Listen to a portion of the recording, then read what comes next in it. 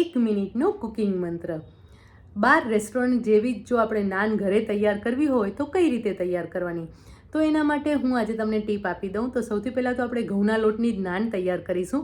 તો ઘઉંનો લોટ 1 કપ લેવાનો છે અને એની જે કણક તૈયાર કરવાની છે એના માટે આપણે લગભગ 2 થી 3 ટેબલસ્પૂન જેટલું દહીં લેવાનું છે અને એની અંદર 1 ચમચી જેટલું તેલ એડ કરી દેવાનું છે, એટલે કે 1 ટીસ્પૂન જેટલું તેલ એડ કરી દેવાનું છે દહીંમાં જ. અને એની સાથે 1 ટીસ્પૂન મીઠું અને એની સાથે 2 ચપટી જેટલો સોડા એડ કરી દેવાનું છે. આ મિશ્રણ તૈયાર કરી લેવાનું છે. નોર્મલ સોડા જ, આપણે જે ઘરમાં સોડા વાપરતા હોય છે ને એ જ સોડા આપણે વાપરવાનો છે.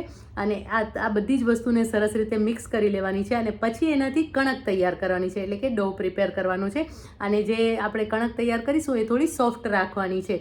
આ રીતે કણક તૈયાર કરી અને એને રેસ્ટ આપી દેવાનું છે. લગભગ 1-8 કલાક માટે એને એકદમ સરસ એરટાઇટ કન્ટેનરમાં પેક કરી અને મૂકી દેવાનું છે. અને પછી એને તમે હાથેથી સરસ રીતે ફેલાવી દેશો. હાથેથી ફેલાવો અથવા તો લાઇટલી વણી લેશો અને પછી એને શેકી લેવાનું છે. તવા પર તમે એને સરસ રીતે તવો ઊંધો કરી અને શેકશો તો બાર જેવી જ નાન તૈયાર થશે અને બહુ જ સરસ સોફ્ટ અને ક્રિસ્પી તૈયાર થશે.